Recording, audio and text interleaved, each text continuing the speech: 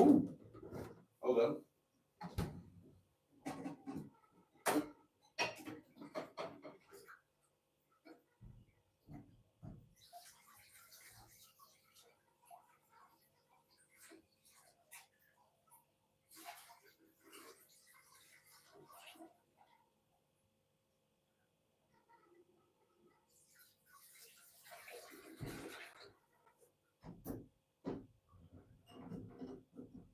There. Ah.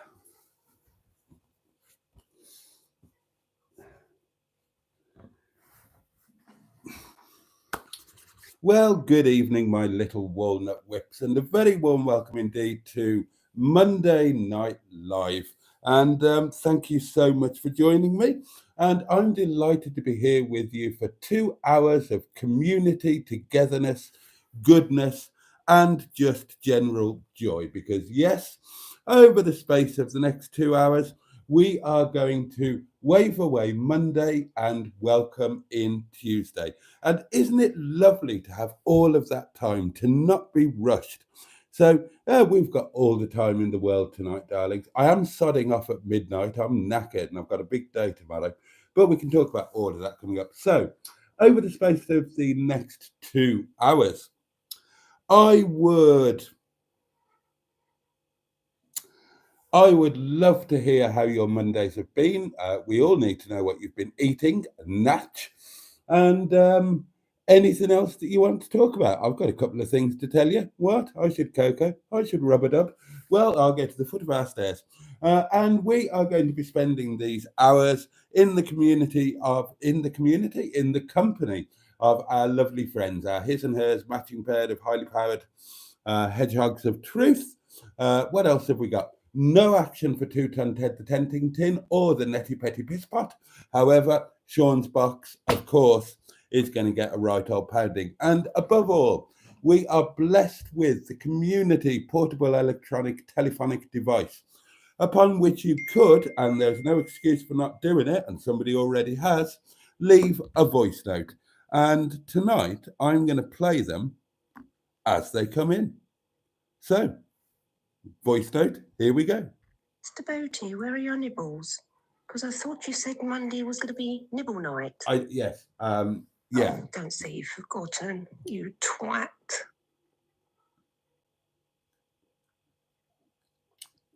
Yeah, there has been a slight cock up on the nibble front, which is kind of annoying because I'm in the mood for some nibbles. But yeah, no.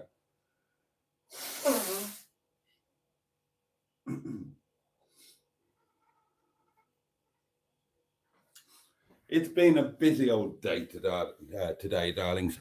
A busy old day, but a wonderful day. Most enjoyable indeed. And I'll tell you all about it. Right, what's next? Well, you're coming.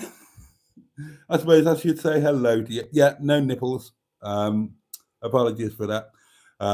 Hopefully you lot have remembered, and it's just me that's nibble on some frozen peas. I don't have peas in the house. What? Oh, what have I got? Oh, well, I've got that, but that's for supper.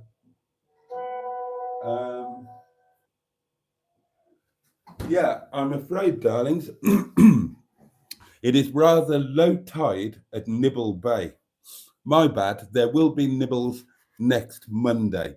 Although, touch wood, all being well, next Monday we're going to be out and about again, having an adventure, making a film video thing. Today, I had the misfortune of having a meeting with your Prime Minister, Keir Starmer. The meeting was very boring. We discussed a lot about trade, but the whole time I was looking at the guy and thinking, this guy is a wanker, such a wanker. I really don't like him. The meeting was very boring, I've got to say. We didn't get a lot of coverage on trade or anything like that, you know. He's so far up the EU's ass, is unbelievable. Yeah. He's hated by his people. Everybody in the UK hates Keir Starmer. They call him a wanker, a tosser, a cunt, whatever you want to call him. They're calling him that. But this is a guy who can't protect his own country from foreign invaders. Dangerous people in small boats are coming across every day and invading the UK. What is he doing about it? I don't know. But he's such a wanker, such a very, very bad man, believe me. Well, thank you, Mr. President. I think, I think we all know where President Trump stands on Keir Starmer. I think, well, from the sound of it, he'd like to stand on Keir Starmer, wouldn't he? Right. Well, while I drink my lovely water, let's see who we've got with us. I'll whiz back to the beginning. Because we've got time tonight, darlings. We've got all the time in the world. First cab off the rank that I can see is the lovely Richard Paulie Galtieri. Also with us, we have the fabulous Tonic 110, Peter P.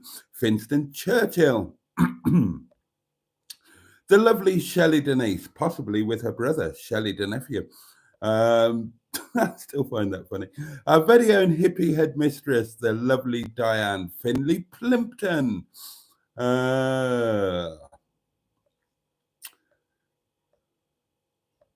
JB2, that's Jim Bob II, of course, the one and only matron. The fabulous Janine, our Jen, who's back from her break, and it's work tomorrow night. Oh dear. Oh, well, you had a good time, didn't you, Jen? Got to come back to the land of the living sometime. Oh, well done, the JB2. Just the half a litre of Malibu tonight then, Jen. Oh, dear. Andrew Butty Geek joins us. The lovely Irish Spotty Butty, JB71 is with us. Actually, Jen has got a litre ready to be deployed. Oh dear, oh dear, oh dear. Who else have we got? Nigel Fleck is with us. The lovely Poppies Travels. Dan is with us. Good evening, Dan. Mike Potter 37, our favourite Mike Potter, is in the house. God, I love just... I mean, I'm not being bad ignoring your comments. You're all saying hello to each other and chatting amongst yourselves. You don't need me. Look at the smart bastard, says JB2, straight from a night out in the early 90s. Where's his Filofax? Well, it's upstairs in my office. Yes, I do have one. Yes, it's leather. I'm enamoured, says Mike Potter 37, with Emma's singing voice. Once again, one of her videos in brackets. And speaking of Emma, Emma Lemonn of the eponymous YouTube channel, Emma Lemonn, jumps right into our midst. Jolly good evening to you.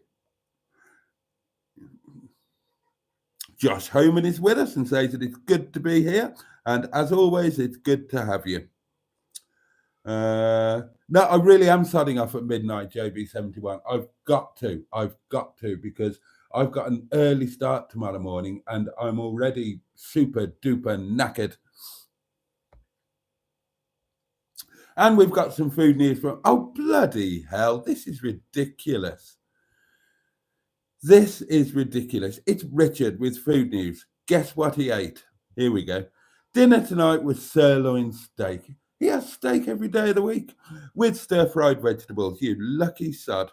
Mind you, I can't grumble. I can't grumble about food tonight.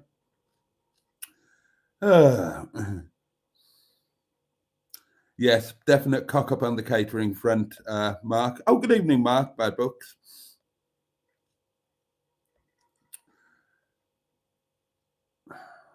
Chaz Brown is with us. A very good evening to you. Stu is with us. 69 Fouquet. Batman Rubin is here. Oh my God, we have got a full house tonight. Carl Burton is with us. Oh my goodness gracious me. Well, this is rather splendid, isn't it? Jimmy Quinn, Jimmy Mighty Quinn is here. Kegon One is with us. Oh, this is fabulous. Excuse me.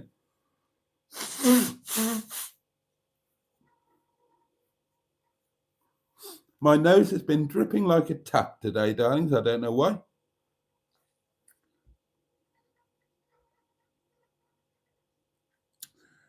Mark Prasad joins us. Very good evening, Mark. How the devil are you?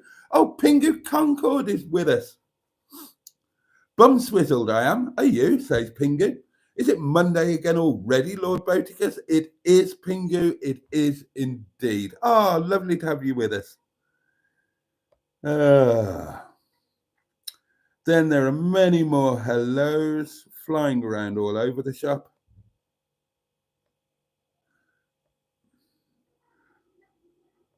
What? Excellent. Right. And that's it. I've caught up with the comments. So I can turn sideways. Lord Stiff Upper Lip VIP is with us. I'll actually read the comments now, darlings. Now that I've caught up with all of your hellos, I'll actually read the comments out and I'll tell you a bit about, well, what's been going on my end.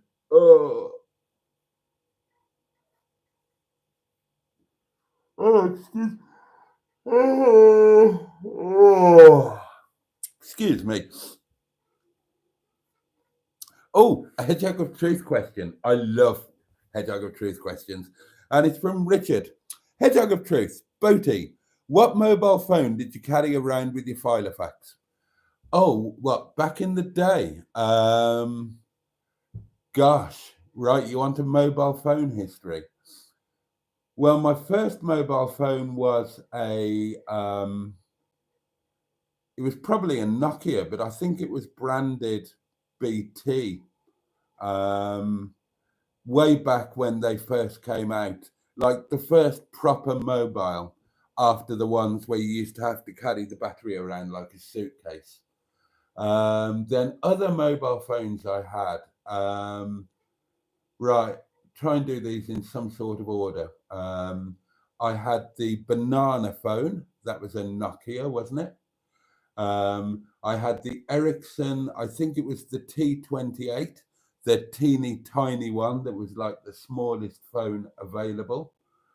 I had, oh, what was the one I had when I was in Ukraine? Oh, Lord.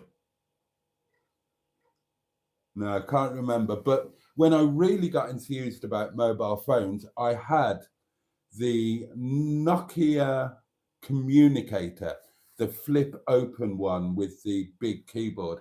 And I had the first one of those, which I think was the 9000, the communicator 9000.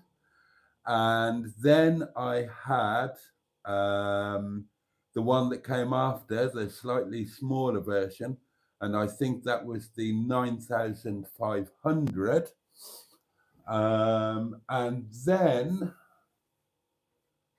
then there was a Nokia that I can't remember the name of, but that was quite nice. And then I went on to BlackBerry, and I had the BlackBerry. Oh God, what were they called? Right, I can't remember the original one I had, but it had the. No, I can't remember the original. Well, I've got it upstairs. It was the first. It was the first BlackBerry touchscreen one. I've still got it upstairs. And then I had the BlackBerry Torch, which was touchscreen and the slide down keyboard. And then I went on to iPhones. Started with an iPhone 4 and then had 5, 6, 7 Plus. Then I jumped to iPhone X, and then iPhone 11, and then iPhone 13, and finally, to bring us up to speed, an iPhone 16 Pro. So there you go. There's some mobile phone history for you.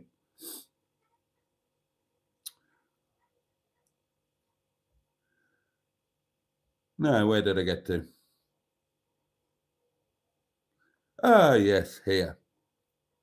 News updates now, Boaty, says JB71. Ryan Stoodley is with us. A very good evening to you.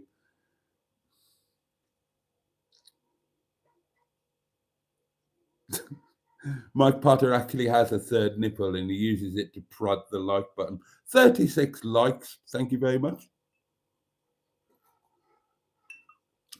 The lovely Angie joins us. Hello.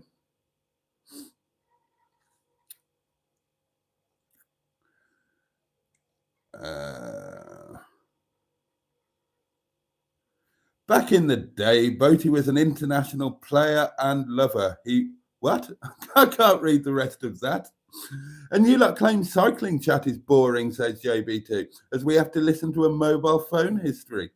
Diesel Forever 99 is with us, and yo to you as well. And he says hello to everyone in the chat. Oh, 2G history time, blimey, yeah. Well, he had caught up with the comments, and surprise, surprise, that didn't last long, says Jen. Well, you know, I mean, I could just read out your comments, but I like to get a couple of words of my own in as well, you know. Call me old-fashioned. I had the very first iPhone when it first came out, says Caregon1. Emily Crayons joins us and says, good evening, everyone. Good evening to you. Right, there we are. There we are. See, I've caught back up. Right then. Right, the first thing to tell you is that, as I think you all know, I have spent the day with Emma Lemonn of the internationally renowned eponymous YouTube channel, Emma Lemonn, and I can report that she has given me 2 diseases. I've caught IBS off her because I had to have an emergency visit to the facilities at the Heights of Abraham, and I've also caught toothache off her. Been absolutely fine, and then tonight got back home, developed toothache. You know, you struggle to get toothache when you've got a few teeth left, as I have, but there you go, I've managed it. Bella the Belingo is for sale. Wink, wink, Boaty. It's a shed, isn't it? Isn't Bella the Belingo a total shed that he's getting rid of because he doesn't want to throw any more money at it? Oh, okay, right. Okay, let's do this now then, shall we? If everything goes according to plan, darlings, if everything goes according to plan, tomorrow will be new car day. Oh, yes. I'll let that sink in. New car day. That Belingo's on almost 200,000 miles. I don't want Hubnuts Belingo. Is it really for sale? And how much is he? Good steer, says Mark, and only 850 quid. Is that really what he's asking for it? 850 quid? It's a total heap, isn't it? Or am I missing something here? I haven't watched his videos for a year or two. He's running the Belingo with his new jackery, says Steele. Oh, I mean, he's going to be well jackeried up now. He's taken the corporate shilling, isn't he? Just keep an eye on the community phone there. Do remember that you can ring in and leave a voice note if you would like to.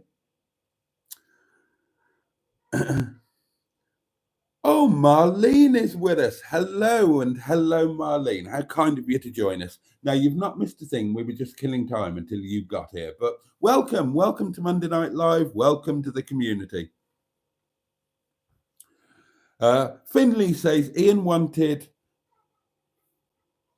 895 without the camper kit or 995 with it, I think he said. Nigel says 950 with the camping stuff. Blimey, you'd have to be brave, wouldn't you? I thought it was buggered. I thought he was going to scrap it or something because it was buggered. Oh, well, maybe he's fixed it. I don't know.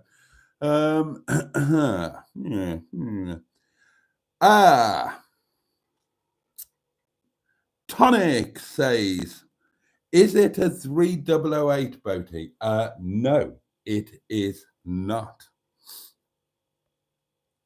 Yep, it's a shed, says Dan. Peter P, yes, 950 quid with the camping stuff. Boaty, it's a death trap.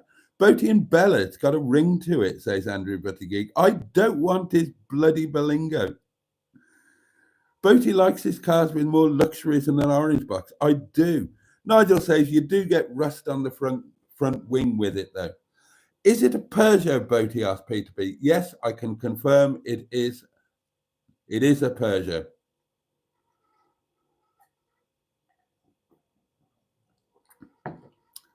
Yep, hopefully all will go according to plan.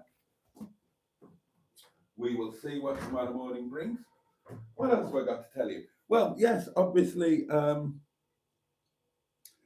any news on the car insurance claim? No, I've got no updates on that whatsoever. I've not heard a sausage. Not a sausage. God, I would like some nibbles now. Have I got anything at all?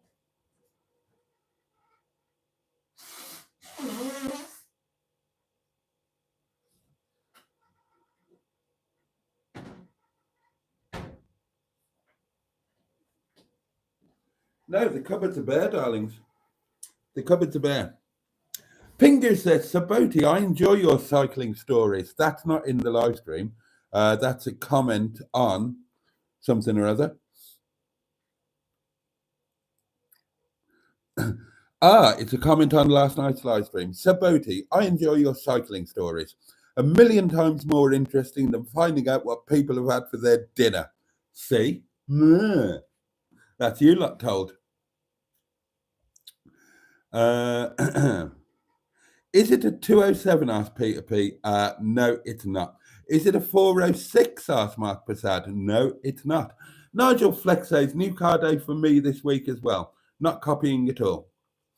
Is it the Peugeot at the Tate Oil Garage? It is not. Is it a Peugeot 504? No, it isn't. Is it Mustard's old bike? No. All things Alex. Good evening, sir. Glad to see you in better spirits. Did you get my message re your plan to get together?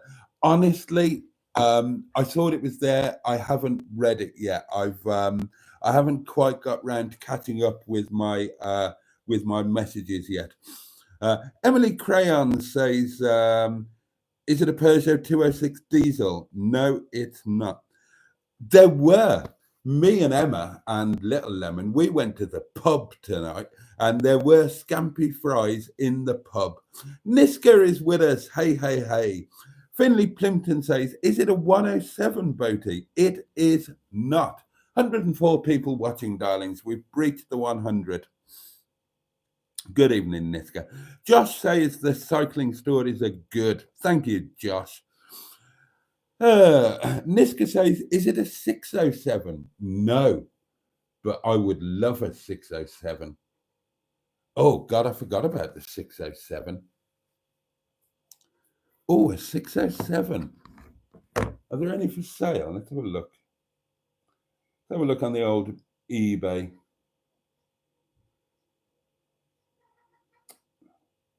Oh, you would go on a bloody go slow now, wouldn't you? Just when I want to. Come on.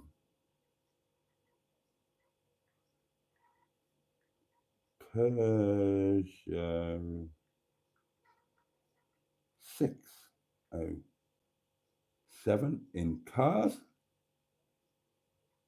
There's one. 607 2.2 HDI spares or repair.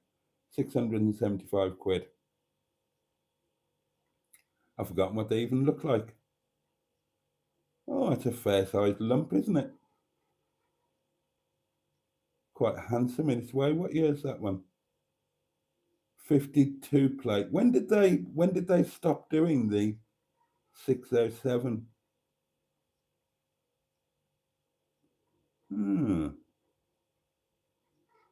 Yeah, and that's the only one on eBay. There you go. I completely forgot about the 607, if I'm honest. I do like a big Peugeot. Now, I always wanted a 604 Ti, and I've never had a 604. Peugeots prior to current Peugeots, I've had a 106, I've had a 205, Oh, I had a 505 GTI, and I think that's about it. Yeah, I've not had many Peugeots. I was always more of a Citroen man. Is it a Peugeot 407 Coupe? No, it is not. Pingu says, Boaty, is that you wearing the hoodie in the recent thumbnail? It certainly is. I was going to cycle to work the rest of the week, says Cairgorn One, until I saw someone get knocked off their bike this morning. Oh dear, bless them, hope they're okay. Is it a Jag, says Nigel Fleck? It is not. Is it a 403, says Peter P? It is not. Boaty doesn't reply to messages, says JB71. I am terrible with messages. All of my friends know. None of my friends... no, never expect a reply to a message from me. I'm terrible with them.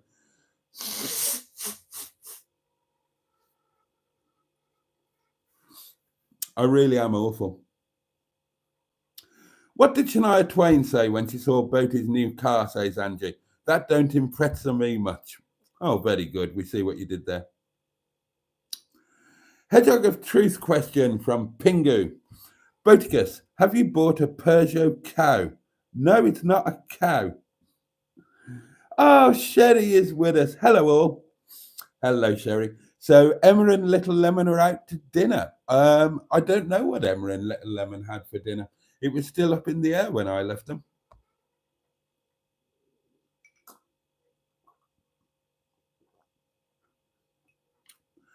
Try and find a 605 now, says Richard. Yeah, I never had a 605 either.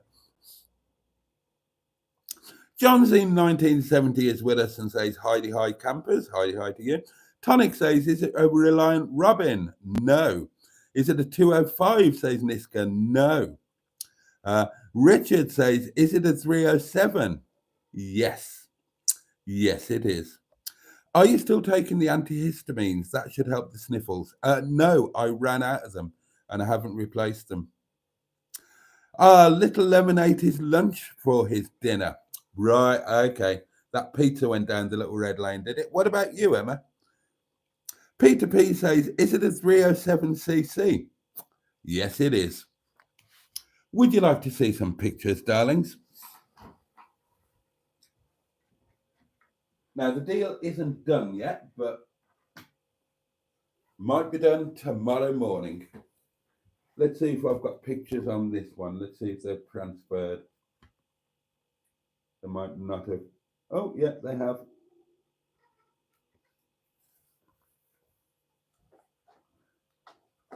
Right, if I put that there, can you see it? Hold on, let me.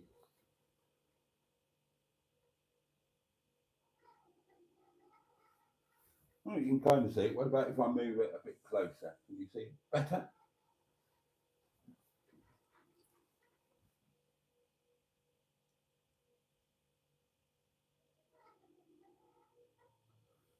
Okay, needs to be held up a bit. So there you go.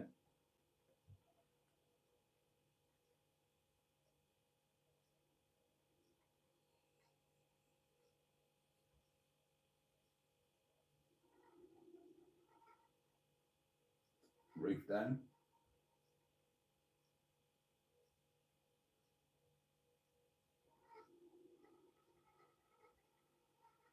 Oh, and check out the beautiful leather interior. Nice, isn't it? There you go, darlings. Oh, and there's the leather in the front.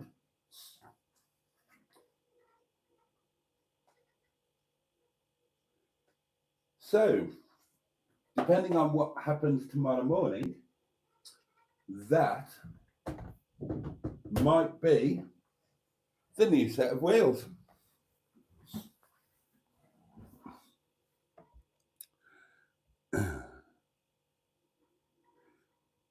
Oh, a 307cc, says Emily. I wasn't expecting that. Yeah. Does it come with a safety loaf, says JB2? Oh, dear.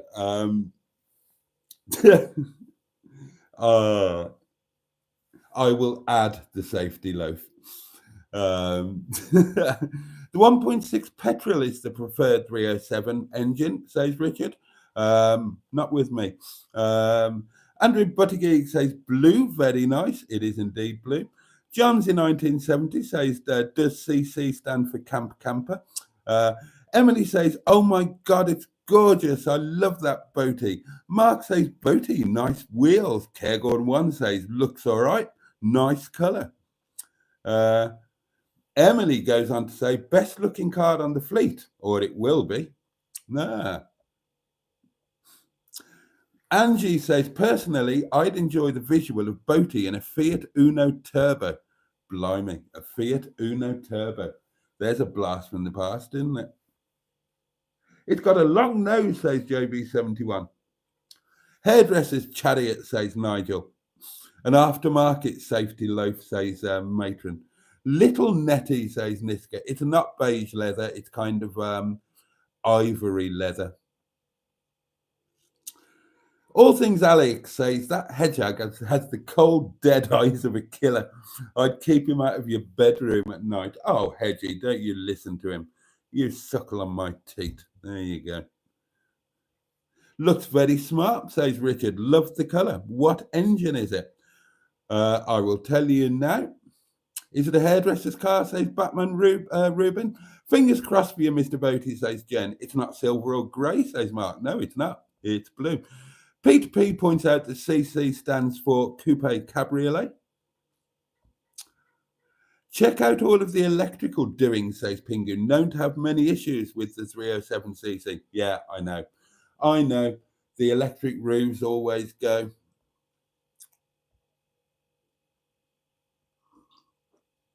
And Emma makes it clear that Hedgie is desperate to stay out of Boaty's bedroom. Right.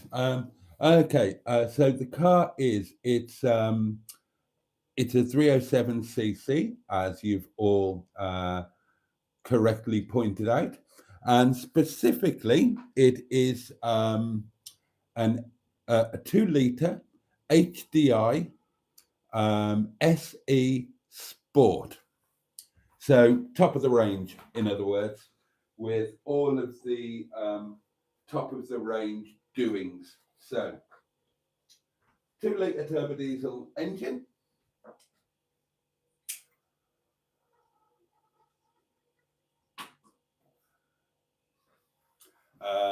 Six-speed gearbox. Miller Bonk was only a 5-speed, of course. Well, this is a 6-speed box. Full leather, electric roof, dual zone climate control, cruise control, speed limiter, automatic lights, automatic wipers, all of the good things really. And you never know, some of them might work. Almost a full MOT, was MOT'd on the 1st of this month. Got some history with it. Cam belt has been done. And it looks nice, doesn't it? It's a nice colour. And it's a 307. And I do feel some loyalty to the 307, given that Mimi saved my life.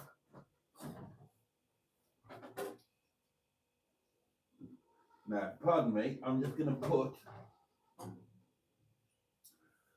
going to transfer a bottle of wine from the wine fridge into the main fridge to prepare for wine o'clock.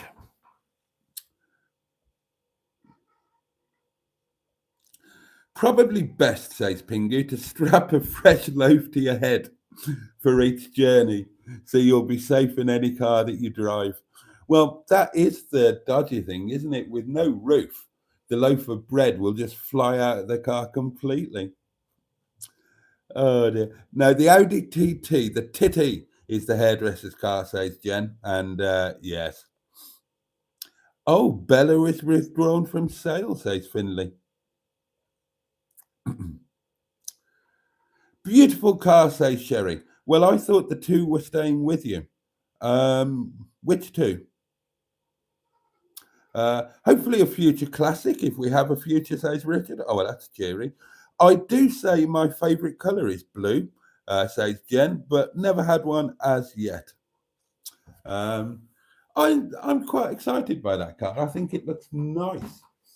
I do think it looks nice. But we'll see what tomorrow morning brings.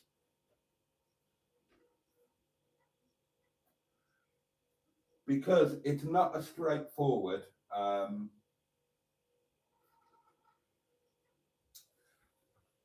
it's not a straightforward buy and sell. It is a convertible JB71. Pingu says, I have bought Bella. You haven't, have you? If it was anybody else, I would assume you were joking, but Pingu, I know you might have. Oh, it's a convertible, says JB71. Oh, right. And then Pingu says, not really, I'm not that daft. Thank God for that. Is it a 307cc or an 07? Well, it's both, Finstern. It's an 07 plate, 307cc.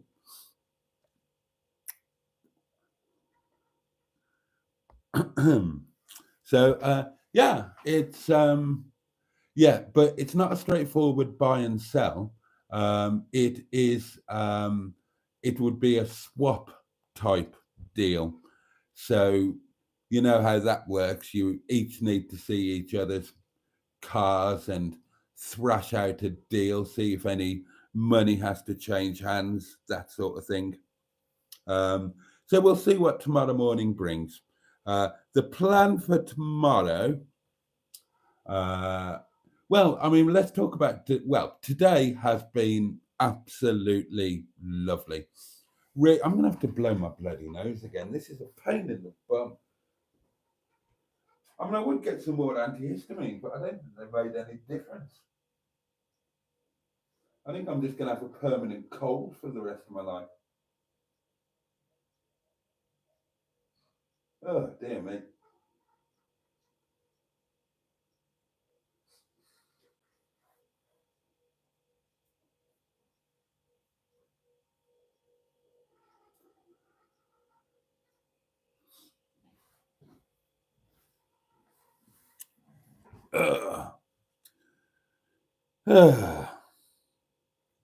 Yeah, so going back to the car thing, I was just browsing Facebook this morning while I was having my morning coffee and lavishly buttered slice of toast. And of course, since getting Mimi, I'm a member of the Facebook groups, the old 307 owners group. We've got a voice note, darlings. What did little Lemonn think of Uncle Bunghole? And also say, what car are you swapping if you're going to be doing it? Bloody hell, Mr. Paddy, that was short and sweet by your standards. Okay, Little Lemonn. Little Lemonn was very, very shy at first, but he soon forgot to be shy and started taking the mickey out of Uncle Bunghole. But I am happy to report today was Uncle Bunghole's revenge. Right, longer term viewers will remember the absolute disgraceful shock about a year ago when Little Lemonn had my lunch. And that would have been, and do you know what? The Happy Haddock is apparently gone now. So that was my last ever Happy Haddock lunch. And he bloody scoffed it, didn't he? So, so that was my last ever Happy Haddock lunch. Oh, what a shame. Anyway, yeah, he ended up scoffing my lunch. And my lunch 1 year ago was a pot of gravy. He didn't want the gravy, he just wanted the sausage and chips.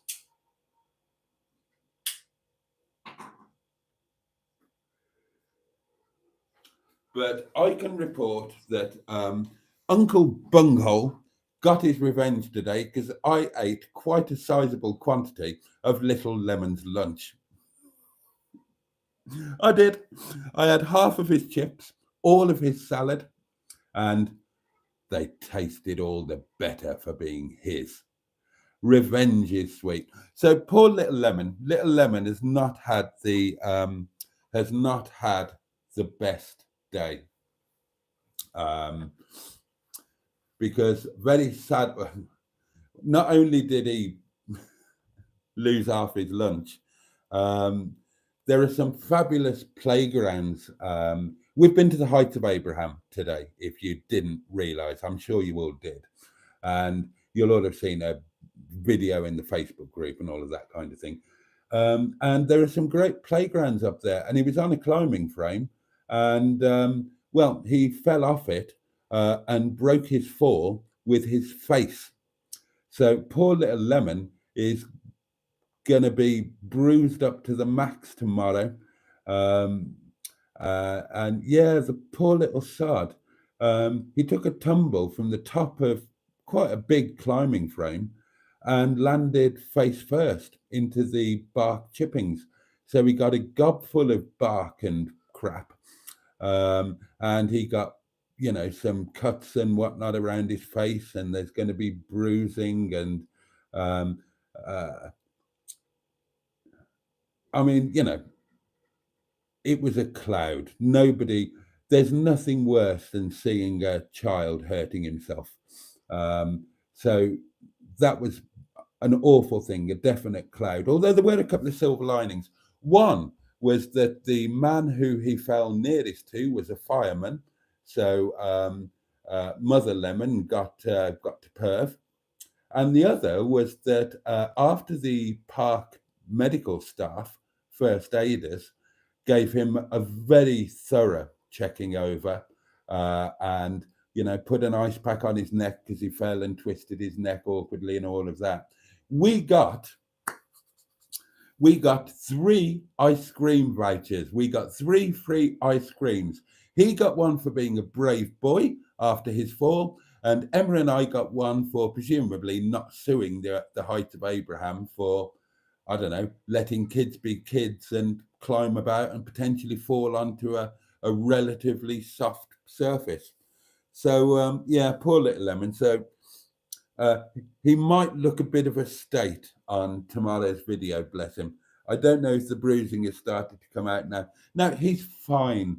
He's fine. He was very brave and he manfully managed his ice cream until he went frolicking about with his bloody ice cream and dropped it and burst into tears again. Oh dear, oh dear, oh dear. Yeah, he's not had the best day as little Lemonn. Oh. Today I went shopping with my mother, went to Ellesmere Port, went to the butcher's. Tonight I had sausage, new potatoes and beans, followed by a cheesecake, posh coffee, washed all the soaps. Now watch some old bastard going about maybe getting a new motor. My heart goes out to little Lemonn, having a nice time on a day out. Always happens with the kids. It sounds like they're really nice at the place, sir. I have to say, credit where it's due. The staff at the Heights, they were really, really good with him. There was, you know, a qualified first aider and first responder with a really good pack of equipment. And she was very kind and very sweet, and she was very good with him. So excellent, really. And the free ice creams were a lovely touch. And as Emma correctly says, Boaty told the first aider he needed an ice cream too, as he was recently involved in a head-on collision. Yeah, well, I bloody did. Yeah, because, I mean, now, little Lemonn, he's a 5-year-old child. And when you fall on your face at the age of 5, I mean, there are 2 things. One is that, you know, there's shock, there's pain, and the world comes to an end. But the other thing is that 20 minutes later, they've forgotten about it, and they're running around like a mad thing again, dropping their ice cream and crying about that. Whereas I was in a somewhat... So So, I mean, it's a dreadful, dreadful thing, but he got all of the attention in the world. He got the fireman and the nice first aider, and of course Emma, and they're all making a fuss of him and giving him ice cream and telling him what a brave boy he is. I didn't get any of that. I didn't get any of that. I was in a bloody head-on collision that I could easily not have survived. Nobody told me I was a brave boy. Nobody gave me a sodding ice cream. I didn't even have any wine and food. I got nothing. So you're damned right I told the first aider I needed an ice cream. I mean, I say I got nothing. I got nothing immediately afterwards. The following night, I got 2 bottles of incredibly good wine, one of which I'm saving, and steak and fresh beans from the garden and new potatoes and plums and all wonderful things from the Right Honourable Melanie, who then decided that I was a terrible human being and she was never going to speak to me again. But hey-ho, it was... I've still got the bottle of wine as a happy memory of happier times, and I shall think about the lovely melanini panini and the bacon panini that I never actually got when I quaff that bottle of wine. But that's talking of things to come, isn't it? But yeah, I'll be honest, darlings, I was jealous. I was jealous of the attention he was getting. I was jealous of the ice cream, because I didn't get any of those things. And I think that Her Majesty's Constabulary, certainly the Derbyshire Constabulary, could do worse than take a leaf out of the Height of Abraham's book. And when they turn up at a road traffic collision where, a nice man has been driven into by a deranged lunatic, and if he's being brave and tottering out of the car on his unsteady legs, and being brave about his injuries, they should damn well tell him that he's a brave boy, and they should damn well give him a voucher for some ice cream, and then the world would be a better place. But as I say, I did get 2 bottles of fabulous wine, one of which I've drunk, the other one I'm saving, and steak and all of the trimmings from Melanie, and then I got a food parcel from Pingu, which also contained fillet steak. Oh, God, I enjoyed that. So, and you lot have all been lovely and kind and wonderful, so I can't grumble really, can I? I just think I should have got an ice cream. That's all I'm saying. Good evening, Boaty. Good evening. I invite you to join me in a rendition of today's little song. Oh. You'll count us in. 1, 2, 3. Take small children by the hand. Shake them loose and let them fall. Yes, there has been a song today that has been sung throughout the day. Emma and I are both quite musical. Well, wannabe musical anyway. And we did, I don't know where it came from, but we were queuing for the cable cars this morning. And we were discussing the fact that that last year's the song of the day for Gullivers was Take Small Children by the Hand. And I just decided to do a remix version of it, which just made us giggle. So all day we've been singing out loud with people hearing us and looking at us and wondering what the hell we're going to do. Take small children by the hand. Shake them loose and let them fall. We've been doing that all day. Oh, and the other thing that has been making Emma giggle was, you'll see this on the video. We were a bit braver today, and we explored the Heights of Abraham a bit more. And we went up to the highest point of the entire estate. It was a bit of a climb to get up there. But oh my God, the views were sensational. And the highest point is called Tinker's Shaft. Well, that killed Emma, didn't it? She had about 54 million attempts at recording a video because she lost the plot every time she... And she couldn't say Tinker's shaft. It was coming out as Tinkle's shaft. But, that's Emma for you, isn't it? You mention anything that sounds like a tinkle and then put it in the same sentence as shaft, and she's going to lose the plot, isn't she? Oh, dear. But we've had a lovely day, and we had a really good lunch. We had lunch in the Vista restaurant. Expect that to appear in the next Our Last Summer song. Right, hang on. Let's catch up with your comments again. That car needs 2 front tyres and the power steering has slight seepage, Boaty. I know, Jimmy Quinn. I know. I've checked the MOT history. Jen says, I had an Astra twin hardtop convertible, but only had the roof down, I think, twice as I got scared. Oh, you've got to have the roof down. You got to have the roof down. Mark says, Boaty, I take an antihistamine every day. It's a game changer. It's not really made much difference to me, though, Mark. Although I suppose I'll get some more and keep going with it.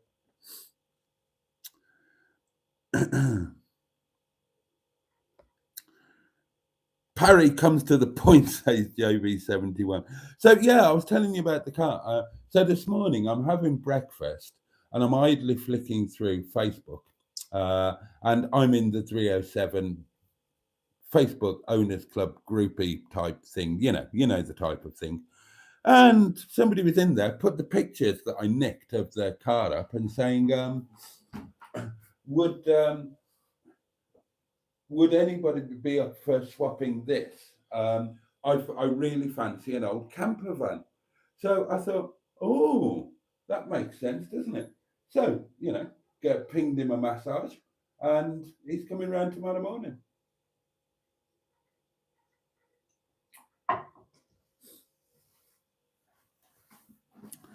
Ugh. All things Alex says, I'm currently dailing a 2007 Fiat Panda. Have you ever owned an Italian vehicle? I have, all things Alex. I have owned, Italian vehicles. I have owned at least one Lancia. I've owned Ferraris. I've owned Lamborghini. What else Italian? Italian. Have I owned a Fiat? Oh, I have owned a Fiat. I had a 130 coupe. What else? Any other Italians? Maserati Shamal. That's Italian, isn't it? That might be about it. Trying to think now. I've probably forgotten some. I'm trying to think of all the Italian car manufacturers.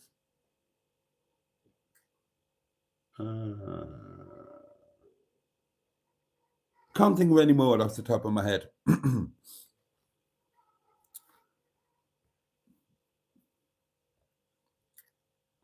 The 2 was referring to Emma and Little Lemon. Oh, right. What did you say about the 2?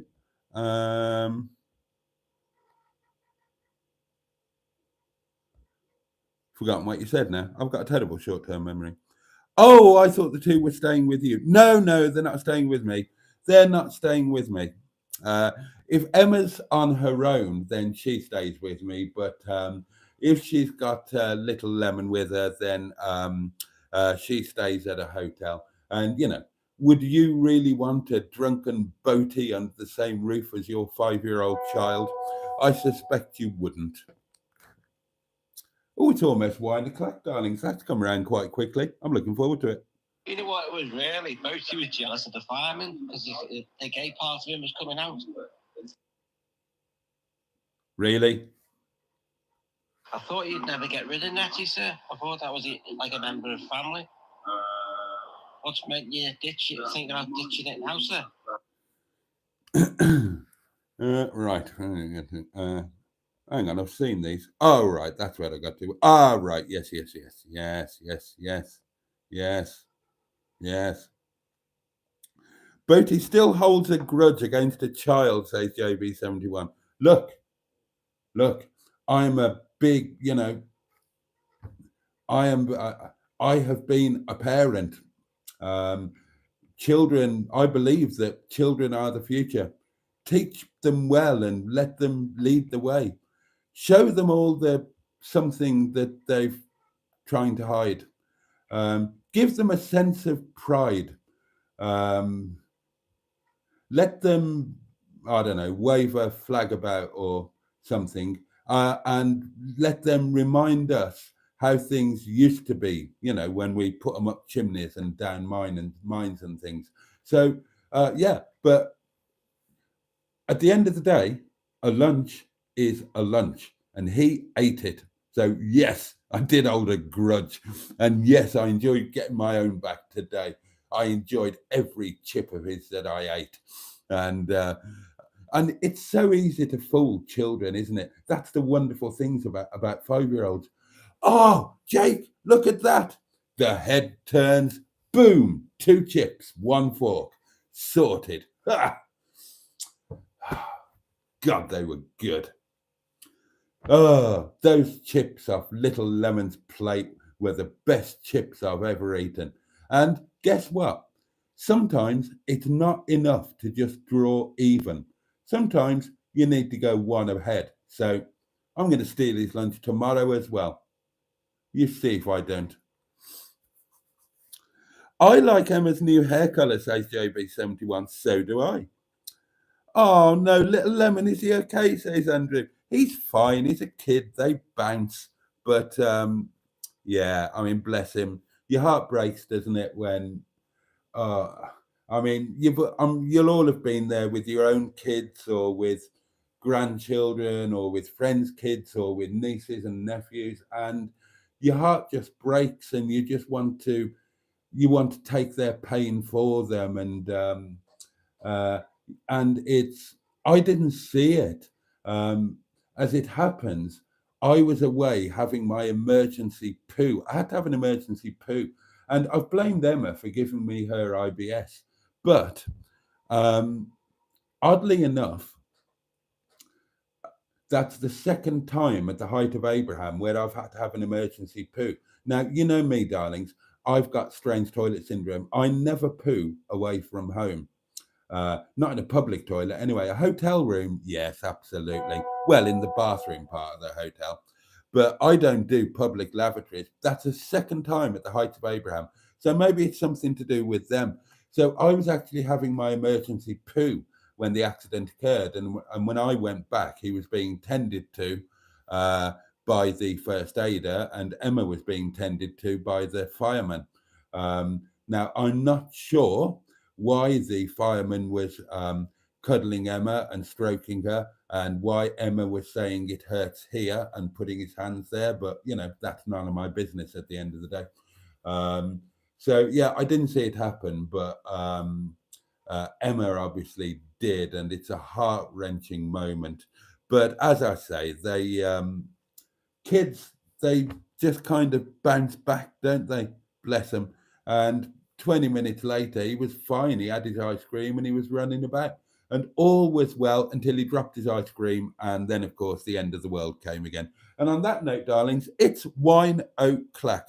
Have a voice note, and I will sort the wine. Sorry, did you just say kids bounce? Yeah. Oh, that's the first I've ever heard. They're not bloody bouncy balls, you silly arse.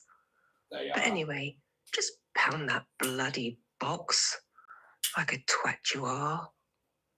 Oh, yes. Thank you. You're welcome. Thank you. Oh, and thank you for that. To you too. Right then, darling. Oh, it's getting really heavy. 1 box, £1. 3, 2, 1. In it goes. Excellent. Now then, wine. Kids do bounce. When you're a kid, you're indestructible.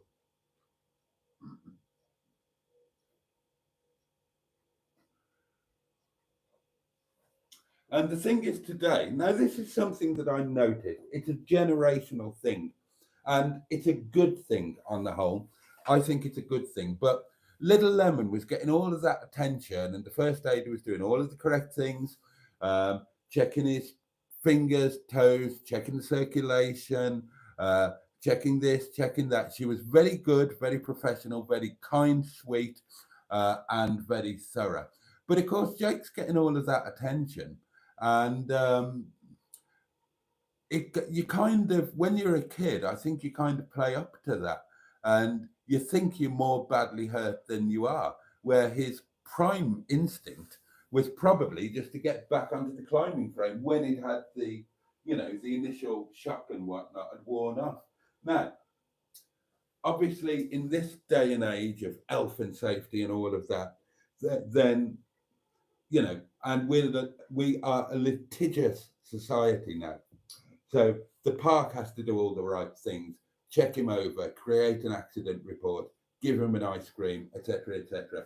But back in my day, if that had happened to us and we were there with our mum or our grandmother or whatever, what would have happened? It would have been, right, let's have a look at you, licking a spit. Yep, you're okay. Rub of Germaline, which cured everything when you were a child, and you'd be sent back to play. And you wouldn't think about it, you'd just crack on. But fair play to little Lemonn. He was,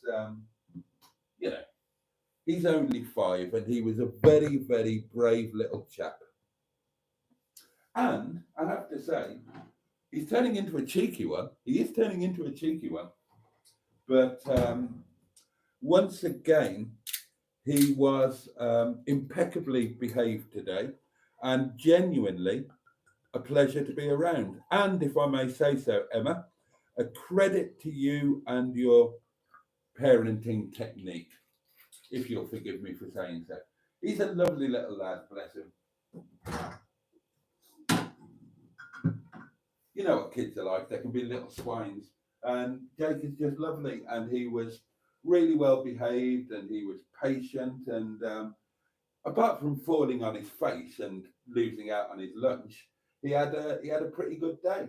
Oh, and he was very brave in the cable cars, very brave indeed. He didn't turn a hair, bless him. What a brave little chap.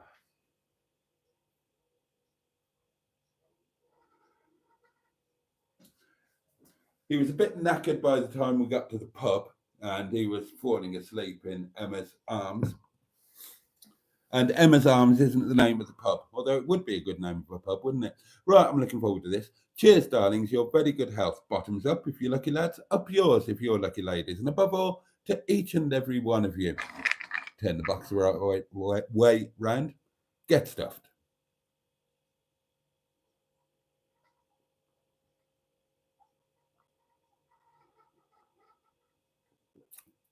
Oh, I needed that. Oh, I needed that. Right, let me give you our food news. My breakfast was my normal lavishly buttered slice of tiger bread toast.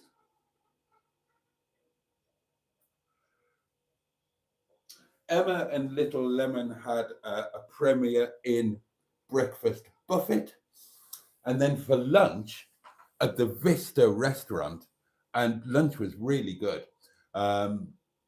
Little Lemonn decided to order from the children's menu, and he went for the pizza, which was 3 slices of pizza, so that's probably half a pizza, isn't it? Which came with really nice chips and salad with a nice dressing, which I ate. And the chips were lovely. I ate most of them. And he managed 1 slice of the pizza, a couple of chips. He probably had a decent breakfast, And apparently he polished off the rest of the pizza for his supper. Emma and I, we opted to go from the specials board. We didn't go from the menu. No, we went from the specials board. And we had one of the daily specials. We both had the same. And it was what looked like a homemade. Honestly, the food at the Vista restaurant and the cafe next door, the Terrace Cafe, the food is great. And it's not, for a tourist place, It's not stupidly expensive, but it's really good. And a lot of it is home cooked using local ingredients. So the special that we had was like a southern fried chicken, a breaded chicken thing, but that did look very homemade to me, in a tortilla wrap, and that was served with these, again, what appear to be homemade chips, and dressed salad, and it was really, really nice, and not dirt cheap, but for a nice restaurant with that amazing view in a touristy place, they were $12.95, and I thought that was pretty damn good. Most of the menu items were around 16, 17, 18 quid. Some of the specials were a bit cheaper. We didn't order them because they were cheaper. We ordered them because that's what we fancied. And I've got to say, great. I really, really enjoyed them.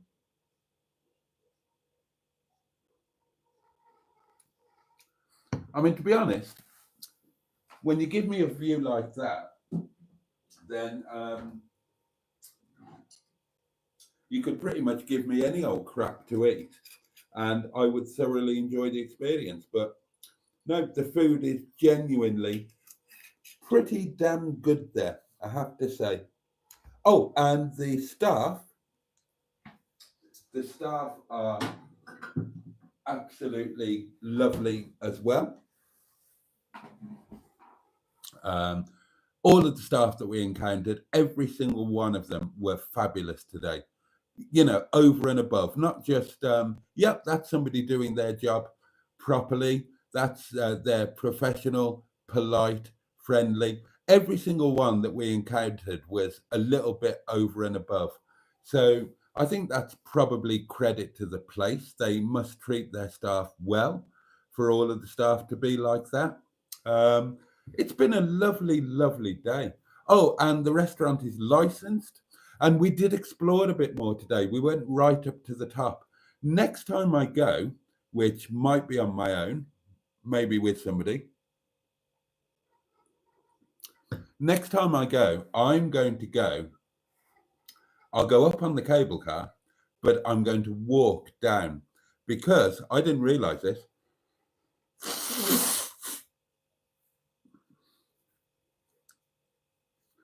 Down at the bottom of the estate, there's a pub there, and it's got the oldest beer license in the whole of Matlock and Matlock Bath. And I didn't even know that was there.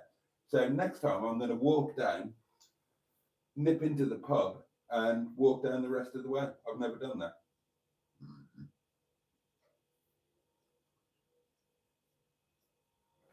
So there's more of the Heights of Abraham to explore, darlings. And I've got, I think, 24 days left of my annual pass. So, yeah, I'm going to get my bum back there a couple of times. And I think I will renew my annual pass if I can afford it, because I really like it up there. Right, I better get back to the comments because they're starting to disappear. Oh, I have got a voice note. Let me just go through a couple of comments. Oh, there's another Italian car that I had, an Alfa Romeo. Yes, I've only ever had one Alfa, and it was a 164 3-litre 24-valve Lusso. I'm sure the bosom of his mother will be comforting, says JB2, talking about a little Lemon. And he adds, no, she won't adopt you, Andrew. Nigel Fleck had an Alfa 1663 litre. He sold it after it tried to kill him. Oh, they were a nice car. Next time Boaty will have a fall, says Peter P. Let's hope not. JB71 says some would sue. Yeah, but what for? Poor little Lemon, says Shelley. Absolutely. Bragging rights at school, says Stu. I fell off the Heights of Abraham. Oh, yeah.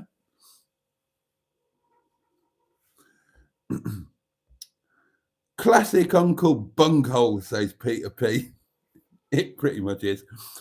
JB71 says, I'd say Boaty pushed Little Lemon. No, I was in the loo. I was in the loo. No way, M, says Stu. What a chancer. Yeah. Yeah. Uncle Bunghole milking it for all it's worth. Totally. Exactly. I was away having a massive poo at the time. Mr. Boaty, that's shocking, says Jen. And Emma says, Boaty returned from the massive poo in time to claim an ice cream voucher. I did. At our age, we need to get our own ice cream for ourselves, says Josh. No, you don't. You just need a child to fall off a climbing frame. I need him to fall off something tomorrow, so we get free fish and chips by the river. All part of Boaty's cunning plan, says Andrew. Boaty, you big child, says JB71.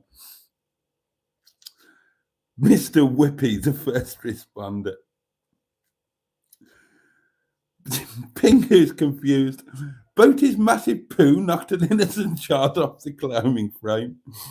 Oh, it's your girl is with us. Hello, welcome back. Good evening, Boaty and all of Boaty's friends. And good evening to you. Thank you so much for coming back. And then he got a free ice cream, Pingu, says Matron. I did. Very nice it was too. Oh dear. Yes, guys, we're weird, says Emma. No wrong with singing in public. That was Andrew. So Emma was enjoying Tinker's shaft, says Nigel.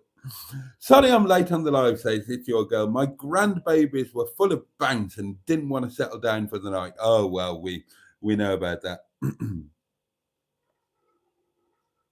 It was a lovely, relaxing day, says Emma. Just what I needed on my jolly bobs. It was a lovely day. I loved it. I absolutely loved it. It was just, we were lucky with the weather. We had a couple of tiny bits of rain. Otherwise, it was warm and sunny and fabulous. So, yeah,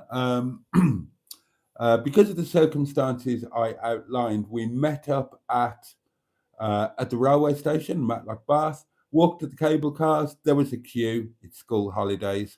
When I've been on my own outside the school holidays, it was straight on. But we got the cable car to ourselves on the way up. We went up and, yeah, we had a nice day. We had lunch. We explored a bit.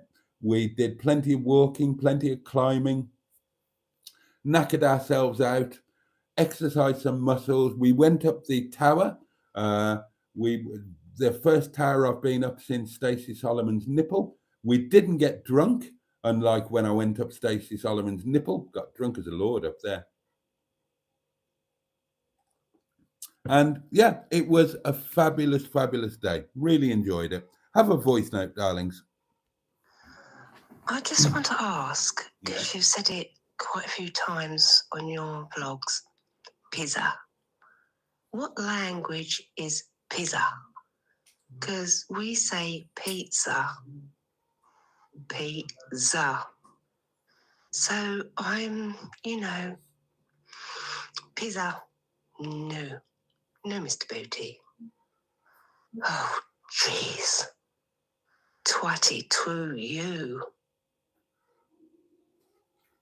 You went a bit estuary then, Jen.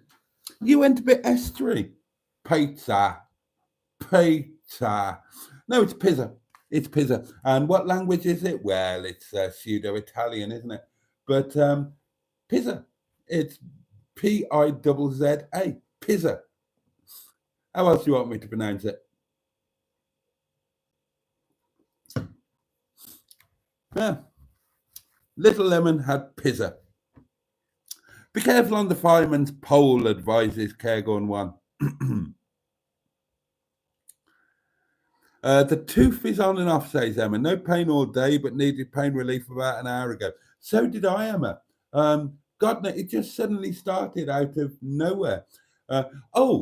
Now, interestingly, darlings, considering I've been climbing up things today, I've been better than I thought I would be. I've been okay. My body has been okay. I've managed quite well. So I'll probably suffer in the morning because, that's the most exercise I've done since since before the accident, and obviously I'm exercising a broken body, but I cope pretty well today, and I'm pretty confident that I'll cope with Gulliver's on Wednesday, which I'm so looking forward to. I'm so excited about Gulliver's. Emma was telling me today, I didn't realise that, one of our community members buggered off a while ago. I can't remember her name. Emma knows, because she's a nurse and she thought that I was telling lies to get sympathy about my injuries. Well, I mean, number one, I don't tell lies, unless it's a joke lie or a white lie to save somebody's feelings. Does my bottom look big in this? No, it looks absolutely fantastic. What an arse, rid of the year, that kind of thing. So I don't lie. I certainly wouldn't lie for personal gain. I don't beg for sympathy off anybody, and the injuries are what they are. I mean, bloody hell. I was in a pretty major collision. It's not as if I just reversed into a gatepost and claimed that I'd broken myself. And my injuries are the least that you would expect from a thing like that. But no, apparently some woman, can't remember her name, Emma knows, buggered off because she said that I was making it up. And Emma said that she said that if I'd broken my nose, I would have a black eye. I've broken my nose, I can't remember how many times. A headbutt, rugby, boxing, couple of other things, and most recently, an airbag going off in my face. I've never had a black eye when I've broken my nose. And I've broken my nose so badly, it's had to be reset. It's caused ongoing problems, I think. And I've never had a black eye. So I know you won't be watching this because you buggered off because you're a nurse and you've decided I was telling fibs. But, if you do happen to watch this thinking, well, I'll tune in and see what lies he's saying. Fuck. No, I can't say that. Sod you. Sod you, Miss Nurse. I'm medically trained. I know when I've got a sodding broken nose on her, and you can have a broken nose without having a black eye. Go back and do your nurse training again. Bloody hell. Some people, I had no idea about that. Emma mentioned it today. Oh, me and Emma, we've had a good old catch up today. Oh, we've caught up on each other's news and we've gossiped and we've had a wonderful time. It's been a fab day, honestly. You should have come with us. Why didn't you come with us? You'd have been welcome, you people. You people who have time on your hands, come and do community stuff with us, and you'd have had a great day. You'd have enjoyed it. You could have had some of little Lemonn's chips. I'd have shared my free ice cream with you. No, I wouldn't. No, I wouldn't.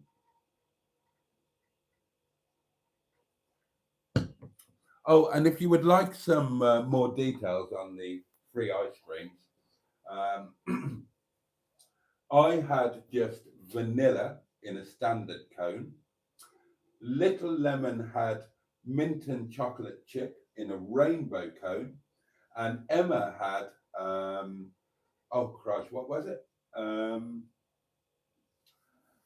Something exotic. I can't remember. But she had it in a tub anyway. She didn't have a cone.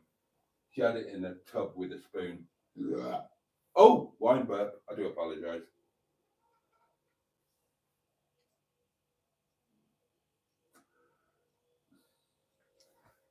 What did Emma have? I can't remember. And while we're on food news, supper tonight will not be staff curry. Oh no. Big treat tonight. Check that out. We haven't had these for ages. Drumsticks. Super hot and fiery tandoori drumsticks, which we made for ourselves. They're not on the menu. You can't buy them. We have a thing at work that when there's a celebration or a bit of luck or something like that, you have to buy drumsticks for the rest of the family, the rest of the team. And we haven't done it for ages, but Ram had a holiday, so he brought drumsticks. He bought drumsticks for everybody on Sunday.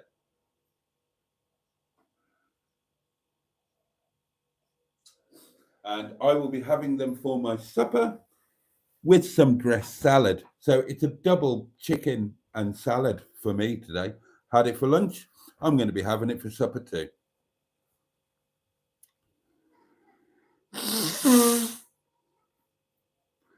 Back to your comments, darlings. Just check the old community phone. Oh, is that a new one? Oh, it is. Yeah, that's maybe because my friends say I'm a common posh snob. So 1 minute I'm posh, and the next minute I can be so common. But it is pizza. It's pizza. Pizza. Look at it. Pizza. Bleeding pizza, ain't it, Pizza. lad? Bleeding pizza. What's the matter with you? Hey? Yeah, melon. Oh, Emma. Jen. Variety is the spice of life, my lovely. I'm just the same as you. I can go from posh to common as muck in the dropping of a panty. Oh, a dropped panty. Oh, memories. It's been a few decades since I saw one of those. I'll finish my water. I don't want to get wellied into the wine too much. I've got to be on form tomorrow. There's a deal to be done. No, says Finley, Nettie can't go. You're ditching Nettie, says Stu.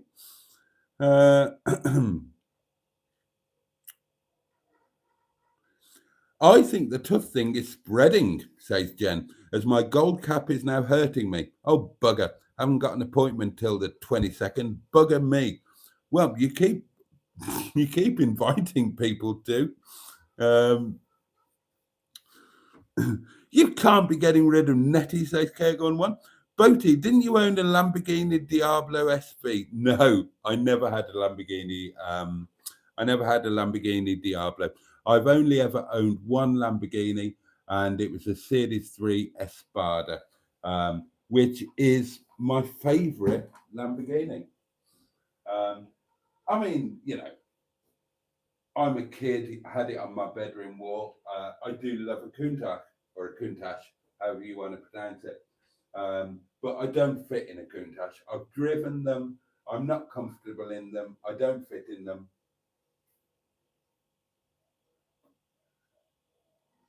So never had one, but I did have a Diablo, and not a Diablo. I had an Espada, and I loved it. Diablo, I'd love to drive an early Diablo. Oh, I'm drinking the wine. I'm supposed to be drinking the water. But no, I've definitely never owned a Diablo. And that was my one and only Lamborghini, the Espada.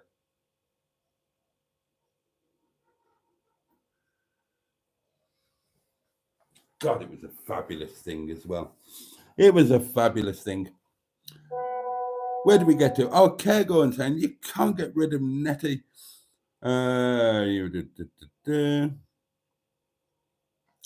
Thanks, Mark, says Emma.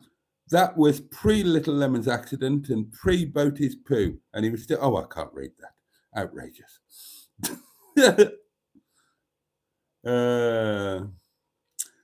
JB2 says, I love hearing Parry's accent drop when he's had a jar or two. Ah, Boaty, you're a bad man, says JB71. The best chip is a Nick chip, says Stu. I agree. Someone else's chips always taste nicer. I agree, Kegon. If someone ate my chips, I'd be Petty Betty too, Boaty. Exactly, Ange. Getting rid of Nettie? Did I miss something? Wine a clacking coming. Oh God, we were I may have fallen a bit behind again. we'd better whiz through these, hadn't we? Mr. Stella Boxhead, good evening to you. Groped by a strapping firefighter. Oh dear. Hello everyone, says Mr. Stella Boxhead. A battered sausage. That's tomorrow. Battered sausage. I tried to pair Boaty up with a beautiful first aider, but he wasn't interested. She was old enough to be my grandmother, Emma. She was old enough to be my grandmother. I know I'm old, but I'm not that bloody old.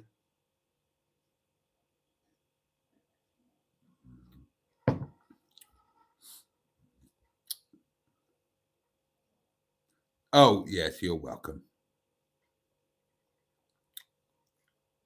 As the parent of 4, says Mark, I can honestly say that being complimented on your children is the best. Batman Rubin is apparently getting quite excited at the prospect of falling asleep in Emma's boobs, which he has decided to describe as massive. Boaty, says Steve Colg, Les Dennis wants his trousers back. They cost his family's fortune. Oh dear.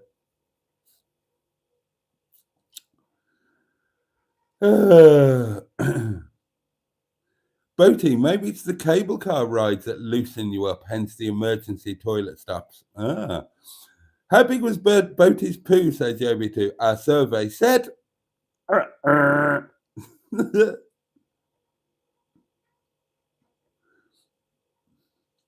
Oh, JB71 had a bacon and cheese panini. Lovely. Joanne Hill joins us. Evening all, says Joanne. Andrew says, lovely stuff. Did you get them to subscribe?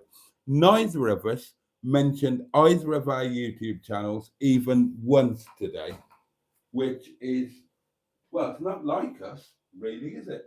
But no new subscribers. We didn't mention anything.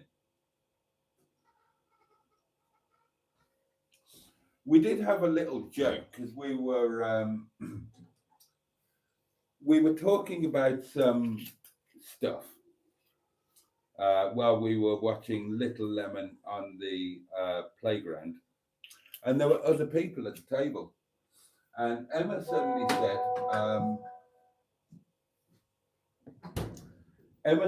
said, look, I've got a few subscribers and you're kind of a bit well known. We probably shouldn't be talking like this in front of other people because you never know who's listening.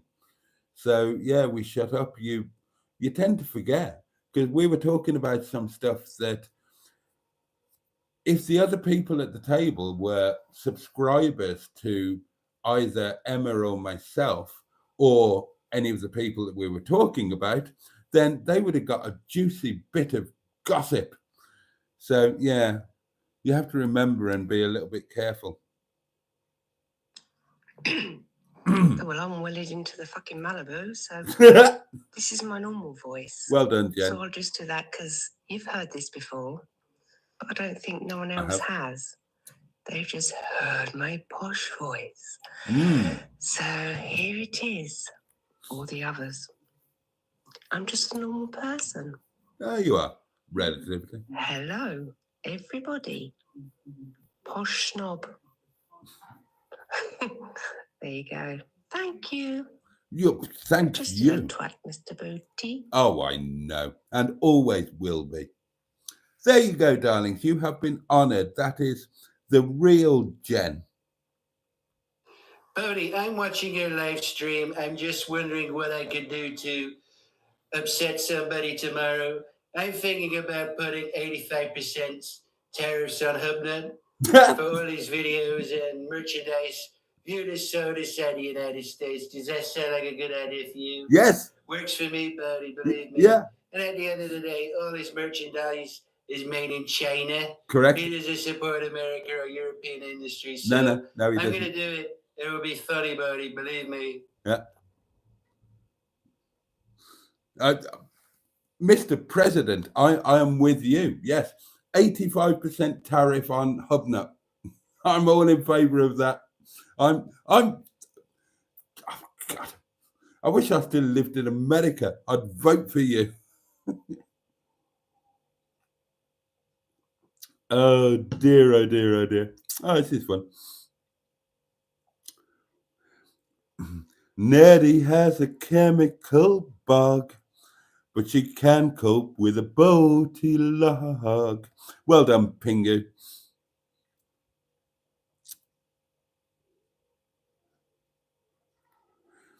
JB71 says, you and Emma are celebs, Boaty, so that's why you are treated so well.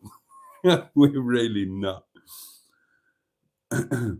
I absolutely love Matlock, says Joanne. Me too. I'll be stopping in Ridley next month, so we'll pop in at the Chippy and Matlock Bath en route. Ridley. Oh, oops, Roseley. Oh, where are you staying? At the Grouse and Claret? Or, oh, just down the road from me is Roseley. I like Roseley.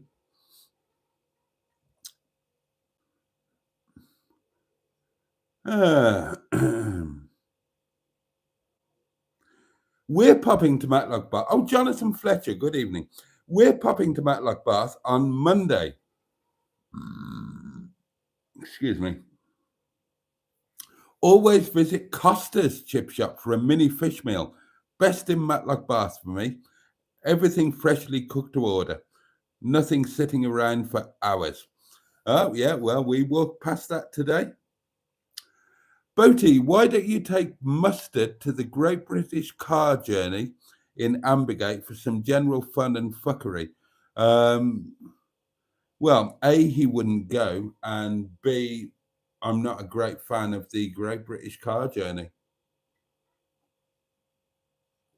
Been there a few times.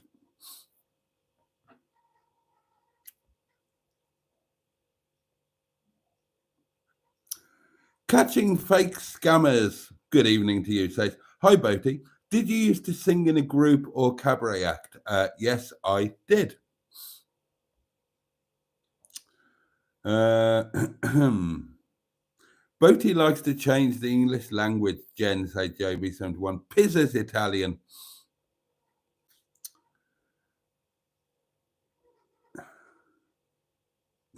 Right, I better start whizzing through these a bit. Boaty needs a Saab. Ooh. Right, I can confirm that Little Joe is no more. Little Joe has caused me more than enough mischief. He went in the rubbish last Thursday, and Little Joe has left the building.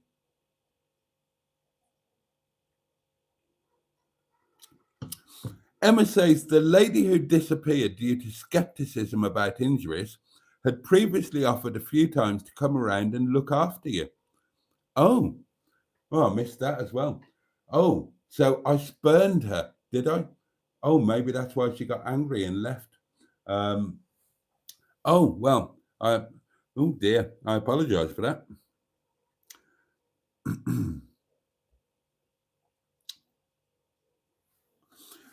It's Your Girl says, how were you when you woke this morning, Boaty? I broke my ribs after having a fall. It took about 8 weeks to heal. It was painful to breathe, move, and sleep. Yes, I really felt for you, I can tell you. Yeah, I totally. This morning, actually, I told Emma, this morning was a little bit better. I got a bit more sleep. I've been being woken by the pain before 6. I was a little bit concerned about today. I took pain relief before I went to bed last night, hoping I'd get some sleep. And I slept through until about 8 this morning. So I got an hour more than I have been getting, and God knows I needed it. And it's been a little bit easier today. So I'm feeling quite optimistic now. I'm still in pain, don't get me wrong, but I'm coping. I am coping. And I had a sneeze today and I survived without crying. So I think we're going in the right direction.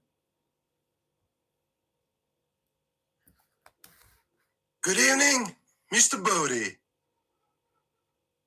Good evening. Oh, what happened there? What happened there? Good evening, Mr. Boaty, I'm calling to give you a warning about that hedgehog guy. You wear sandals with socks, and that's wrong. So very wrong. Yes. I don't like that guy. No. He's a wrong'un. Yes. But you, Boaty, my old friend, you're a twat. Exactly. You're a big, beautiful twat. Oh, yes.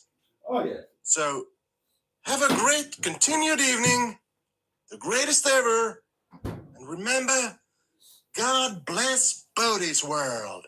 Oh, bless you. You big, beautiful tosser. Goodbye. Goodbye and thank you.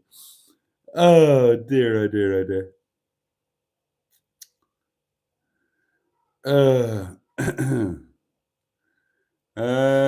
Right, hang on. Emma wasn't really hungry for dinner, so just grabbed a pastry from Matlock M&S Food Hall. Oh, and a smoothie. Oh, of course, you'd have gone past the food hall, wouldn't you? Yeah.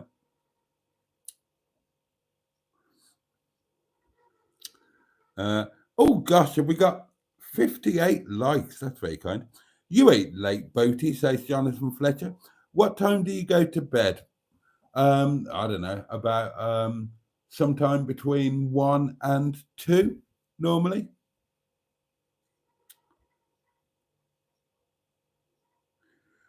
Boaty and I, says Emma, realised today that we're the posh half of MHM. We really are. We really are. Very much so.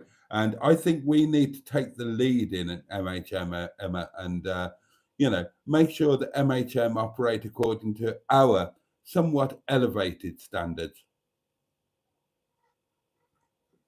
Oh, yes. That's fighting talk, that is, Emma, says Matron.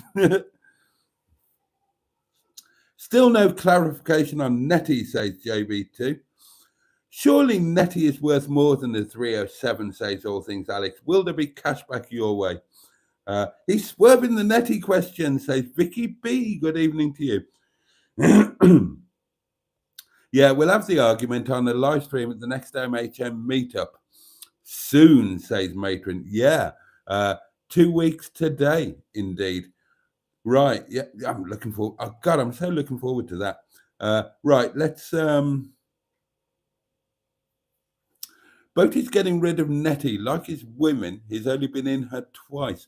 Let's whiz through these comments so that we can... I don't want to be behind when we're coming towards the end. And we are... Oh, we've got 20 minutes. We're okay. The first aider was aged 55 at most, says Emma. She was older than 55. 55 is fine. 55, no, I haven't got a problem with that. I'm 54. 55, not a problem. Not a problem. The first aider was like 62, and that's pushing it a bit. Although I'm sure she'd be flattered, Emma. Boaty, I won't be your girl anymore if you get rid of Nettie. Emma says she was tall, slim, ponytail, lovely soft hands, with long fingers, petite boobs, pretty smile, very caring. Go into detail, why don't you? Benoit, good evening. We should have full details on the emergency poo. Was it diarrhea, medium, large, constipated bullets? What colour was it? The texture and the amount of toilet paper required. Okay, we are talking, right, imagine mashed potato mixed with mashed potato and gravy, and that's the kind of consistency and colour that you're looking at. Sorry for anybody who's eating their supper. Boaty. Hello. Are you trying to pound that box or what? I've pounded it. Oh, God, have I got to pound it again? I liked Lisa Cox, always had good banter, says Johns in 1970. Oh, is that the one that went? Oh, I think it was, now you mention it. I couldn't remember the name. Right, Sean's box is going to get a double pounding tonight, darlings, as demanded by you, the audience. 1 box, another pound. God, I've only got 1 left. I better get some tomorrow. 3, 2, 1. Boom. Double pounding. Awesome.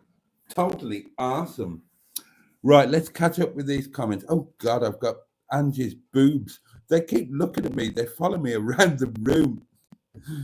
Send some more voice notes, Angie, and then your boobs will move up the page a bit and I won't get distracted.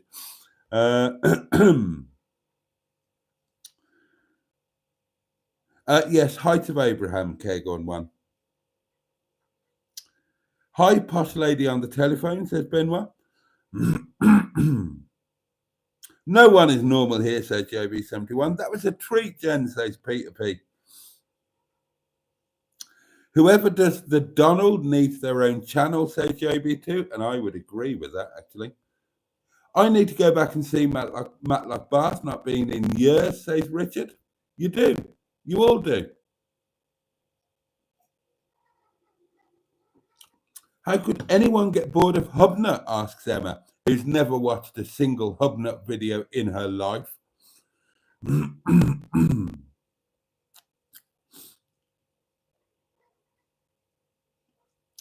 Benoit says, I used to watch Hubnut religiously, but I lost interest and prefer Mustard, Boaty, and a few others now, mainly smaller channels. Last I saw, Hubnut had some kind of strange mullet haircut, says Benoit. Yeah, it was a straight pube. Emma says, Boaty, I reckon if you haven't got rid of your moobs, your ribs would never have got broken. Ah, so it's my fault for losing weight. Right.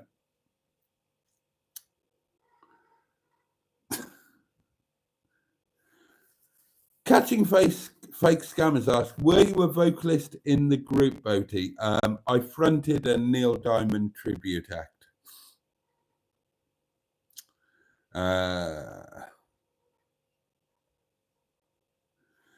JB2 unsubscribed from Socks with Sandals. Oh, what's happened to the comments? They've suddenly gone mad. Oh, the comments suddenly went mad. What happened there? No idea. He's an interesting chap, Socks with Sandals. I don't think we would get on. In fact, I know we wouldn't. But nonetheless, it's an interesting story. Boaty would never get rid of Nettie, says Richard. He's being a right politician about Nettie. We need a petition to protect Nettie, says Nigel Fleck. Can we form a picket line around Nettie? We need the president to ask him about Nettie. Oh, my God. £5 for a pic of Angie's boobs, anyone? Oh, no, you're all... I did, Emma. I did. Oh, dear. Oh, Mark, thank you. Mark has sent a £2 super duper thing. That's very kind. It didn't pop up to the top of my thing, so I've only just seen it. It's a Hedgehog of Truth question. Hedgehog of Truth, are you selling Nettie in the next few months? Mark, no. I will never, ever, ever part with Nettie. Nettie and I will end our days together. I was teasing. I'm sorry. I adore Nettie beyond any words that I can say, and I will never, ever, ever, ever part with her. Nettie and I, yeah. Of course I'm not selling her, and of course I'm not swapping her. The deal tomorrow on the Peugeot is with Yvette Carte Blanche.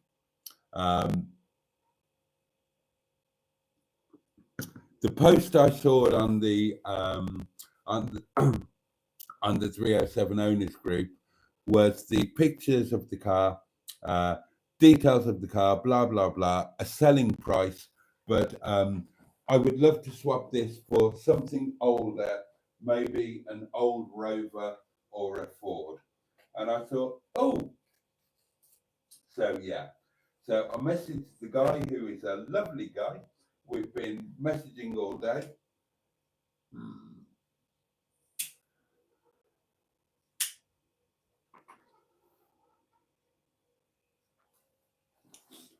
Obviously, as you guys know, I need a replacement for Mimi LeBlanc.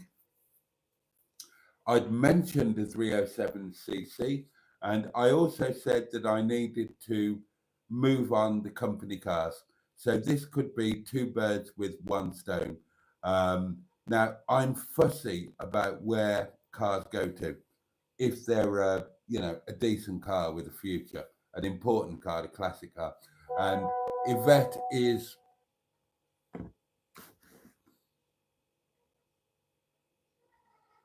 No, that was it. To be fair, I was thinking today, I don't think I can do this anymore, but then I love Molly so much that I don't want to see her go. But, I don't know. It's just, I think it's an age thing. I'm just running over in my head. I got scared driving her. Did you? And then I got scared driving her back. But I'm sure if I get to drive her again, he may be fine. It's because it's been a year or so, since I drove her last. Really? But yeah, I don't want to let her go, but yeah, it's hard. Well,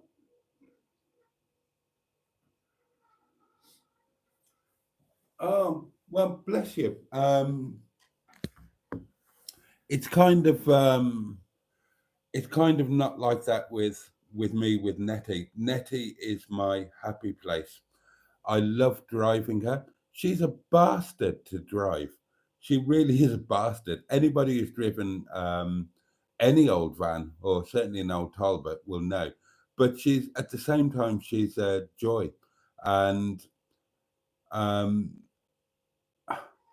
I just adore her. And you all know, you've seen the live streams, you've seen the videos. I can't imagine life without Nettie, and I want to improve her. And most of all, I just want to spend more time with her. I mean, a big posh motorhome like Jen has. Yeah, I suppose I can see that. But honestly, with Nettie, it's all just joyful. It's and my times with Nettie have been the best times that I can remember for ages and ages. And I just wish I could do more. I can't wait for the next trip. The next trip will be Anglesey. We're going to have, if I've got any money, then we're going to have a proper road trip. We're going to do the A55 Coast Road, North Wales, the good bit after Llandudno, and then we're going to go over the bridge onto Anglesey, and we're going to have just the one night now in Anglesey, and that will be amazing. That will be like one of the best days of my life. I just adore Nettie.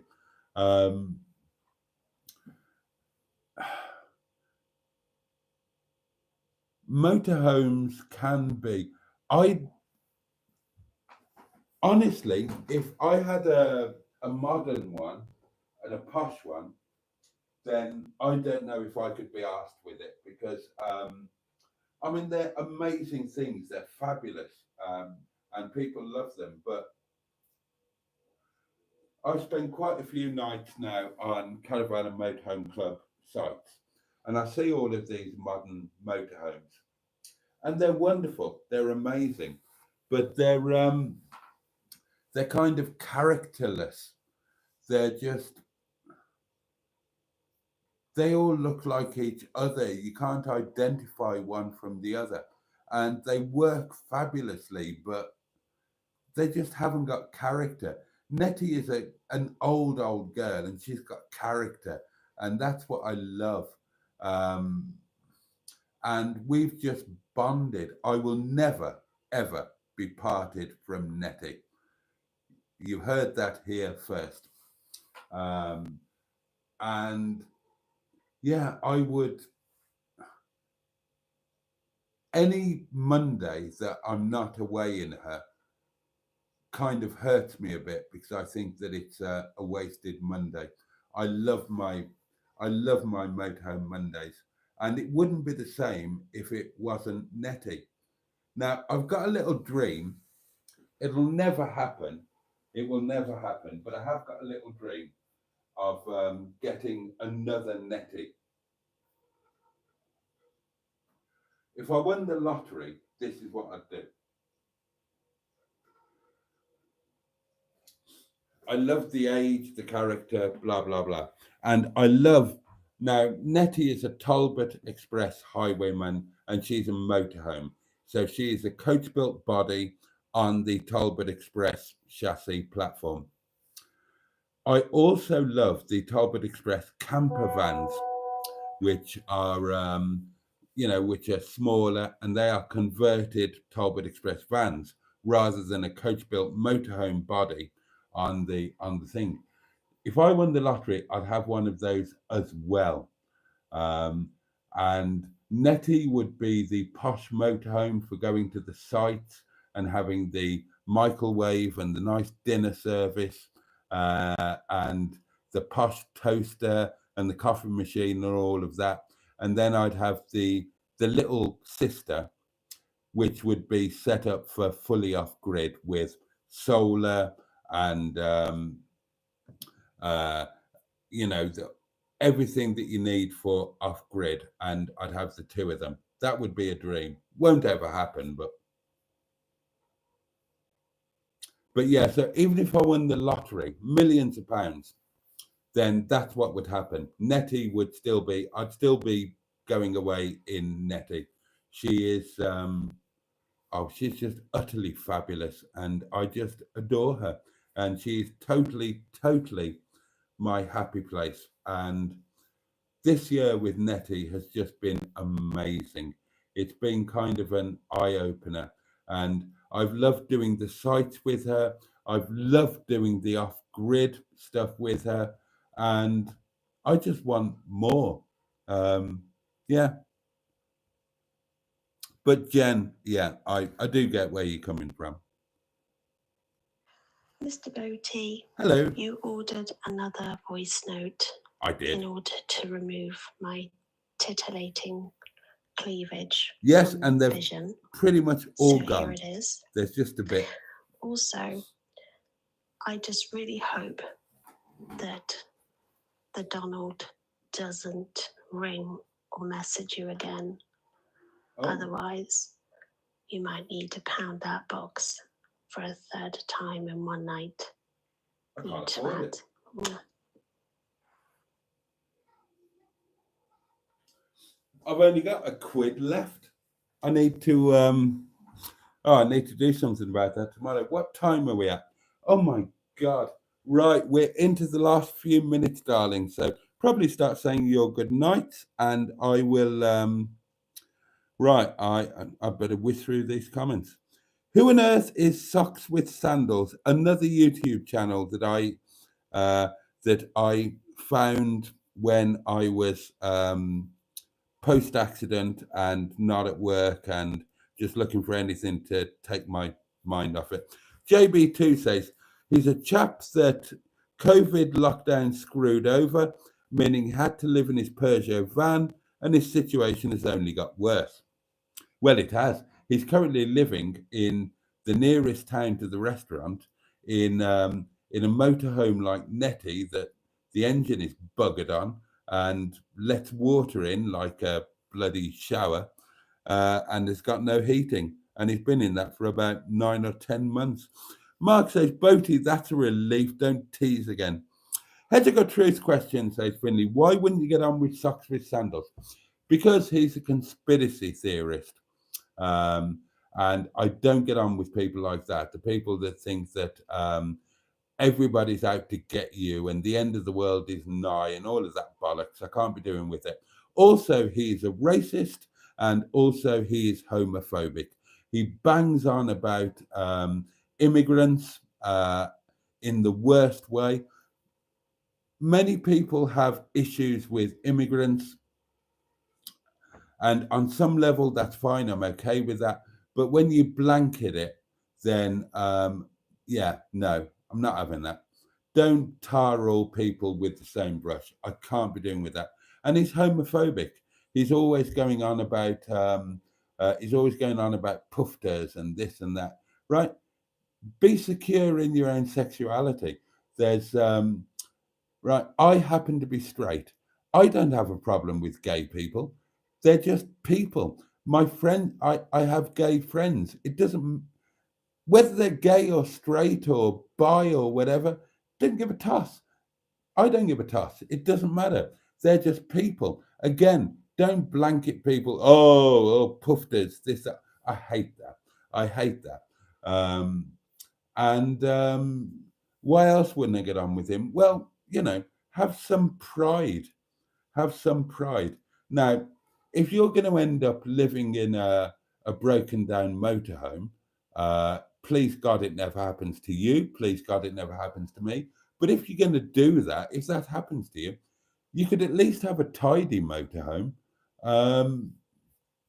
So, tidy up, have a clean living environment. If I had to live in a motorhome, broken or otherwise, I would make sure that it was tidy, because I've got a bit of self-respect and I want to live in a tidy environment.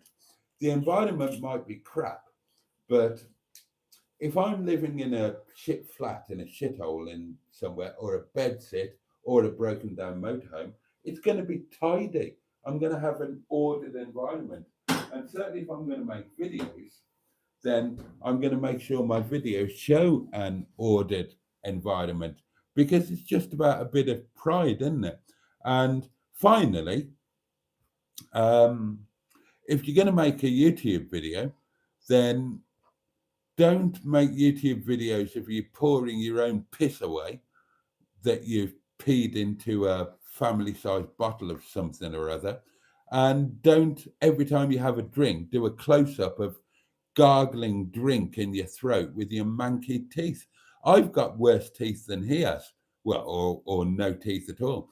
So, but I don't show you close-ups of me gargling my wine or whatever, and I certainly don't show you photographs of me pouring my piss away. And if you're watching this, Tim, then drink more fluids. From the colour of your urine, you are dehydrated, my dear chap.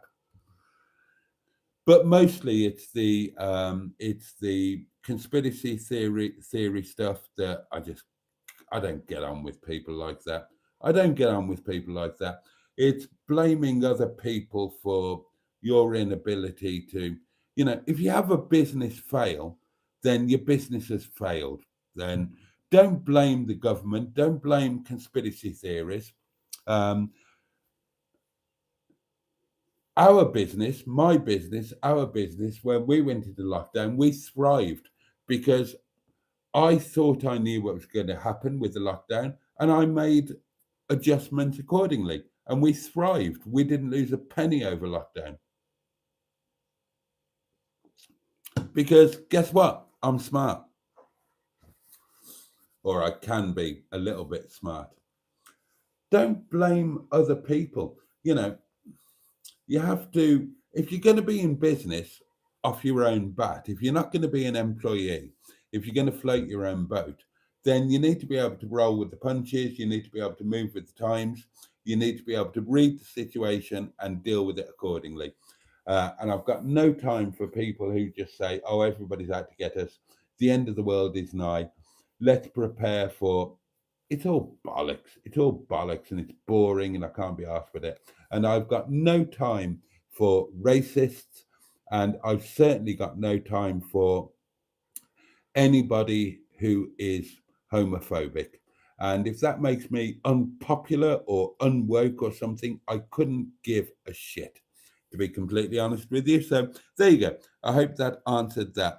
What, the Red Rover, says JB71? Yes. Imagine Boaty as a conspiracy theorist living in Netty, broken down with a leaking roof and filming himself emptying his wee bottle, says JB2. Yes, that socks with sandals, says JB2. Oh, and rude his subscribers. Yeah, he is. He's very rude. Unsubscribe and piss off. Yeah.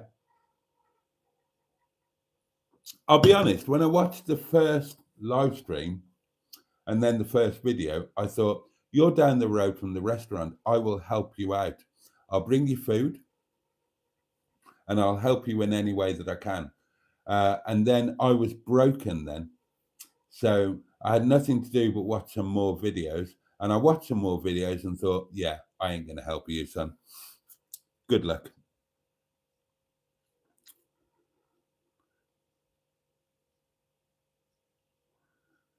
I knew he was teasing about Nettie, says Diane, drawing everyone in. His face is a giveaway.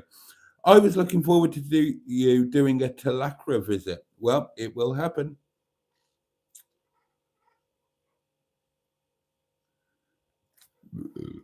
Oh, excuse me. Oh, dear. The petition worked. Nettie has a reprieve. I will never be parted from Nettie. I will never, ever be parted from Nettie. She and I, we are... Oh, you've had Molly from New Jen. Blimey. Oh, Jen, just think of different things to do. Honestly, I didn't rate that site that you went to. Come up to the peak, do some different things with her, different sites, different things to do. I'll come with you. We'll have some fun.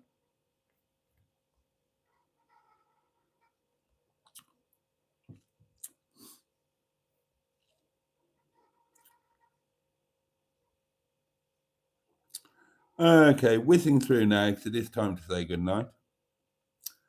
Socks with sandals won't be on my watch list if he's behaving like that. Sounds like a great guy, says Cairgun. Look, I mean, he's doing really well. He will shortly have a bigger channel than mine, and he gets more views than I do. So he's doing something, right?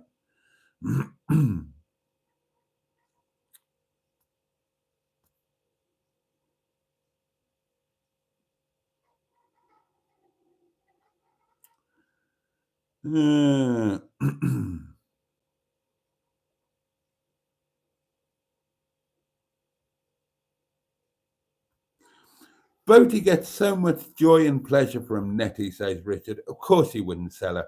Well, I don't own her yet. I haven't paid for her. I've paid for, I worked this out the other day. I've paid for, hang on, just over, hang on, let's work this out.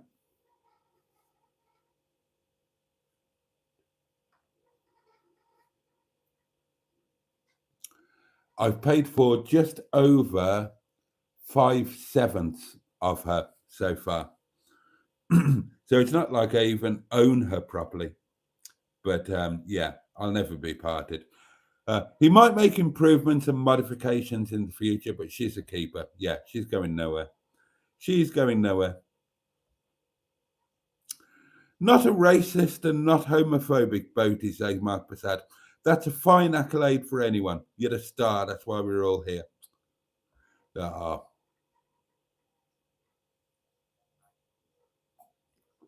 Right then, darlings. Right then. Forgive me for sodding off like just after midnight, but I'm knackered. I need to eat, sleep, and big day tomorrow. So, yeah, it's Yvette Carte Blanche. I can't remember what I finished telling you about, but I'm fussy about where the cars go to. This guy will be the perfect home for Yvette. She'll have her own heated garage. He knows what he's doing. He's mechanically minded. He wants something like Yvette as a long-term project to, she'll have an amazing life with him. And I can certainly use the Peugeot. So if it happens, I'm going to be all good with it. So, and it will solve my short-term initial problem in terms of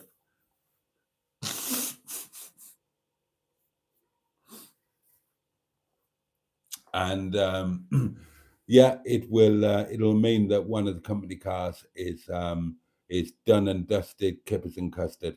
I would just then, in due course, pay the company off as and when I can, and then that's all done and dusted. So it's one car less. Yvette would be. So the problem, I got Yvette because the swap was available with oh God, Windsor Davis. It was Windsor Davis, wasn't it? And I thought 4-seater convertible. Emma and I had fun in Min's bag, and she was due to come with Little Lemon. Didn't happen at the time, but obviously happened this year. And I thought, right, so we can all have fun with the roof down. But after the accident, I'm thinking, there's no way I'm going to put Emma and Little Lemon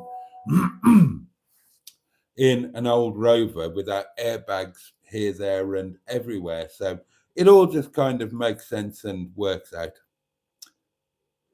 Oh, bless you. Thank you, Mark. And we've got a voice note, and then we're going to say good night, darlings. And we will see what tomorrow brings. Right, so tomorrow, I'm with Emma and Little Lemon again. I've got the car thing first thing. He's getting here. He's coming up here from Birmingham way, and he should be here at 10 o'clock or somewhere around there.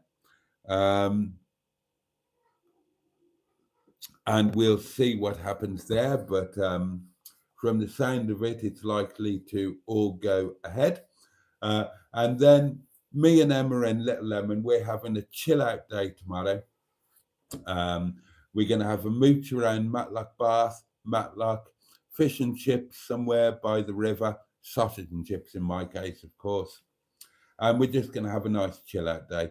I'm back at work tomorrow night. And then on Wednesday, we're doing the big one. We're doing Gullies, which is just my favorite place in the world. So it's all good. It's all exciting. But yeah, in the meantime, in order to survive through all of that, I need to get some kip. So voice note and then sleep is. Oh my God, I think I'm a raving animal. Oh. Because I've been up 8 o'clock this morning. Yeah, me too. And that's well doing me, because usually I get up at maybe 1 o'clock, maybe 2 o'clock. Oh. But no, civilized. I was up at bloody 8 o'clock. And now I've done a whole bottle of Malibu. Oh. And I'm still not ready for bloody bed. What do I do, Mr. Boaty? Well, I'm going to have my supper. Bloody twat. I'm going to have my supper. I am well and truly ready for bed. So I'll head up and you come up and join me whenever you've inhaled whatever the rest of the Malibu is. And stick to your own side and don't steal all of the duvet. I'm not up for it tonight, but, maybe in the morning. All right, darlings. I've loved tonight. Thank you so much. It's been a lovely day. I've really enjoyed it. I need to say a massive thank you to Emma Lemon of the eponymous YouTube channel, Emma Lemon, for including my neck of the woods as part of her Hollybobs, which started in Great Yarmouth, and she's going on after leaving the Peak District. I won't tell you where, because she's a single mum and, you have to keep safety in mind. But we had a fabulous day today. I'm so looking forward to the next 2 days. Thank you very much. Thank you to all of you for watching tonight and, just taking an interest in being wonderful and just making all of our lives better. And that's it, actually. That is it. That is it. A candle will be relit tomorrow night. In the meantime, let me wish each and every one of you a safe and peaceful night and a good day tomorrow. May it bring you joy, may it bring you pleasure, may it at the very least be manageable. I'm so looking forward to tomorrow, and I'm so looking forward to getting some sleep. So, it'll be a bit later tomorrow, darlings, 11 o'clock, Tuesday Night Live. Please do join me then if you possibly can, and all of your community friends, of course. Today's been fab. Tonight has been the perfect ending to it. Thank you to all of you for that. And join me tomorrow night and find out what happened tomorrow. Will it be new car day? We shall see. So in the meantime, pachoo! And indeed, oh yes, bosh.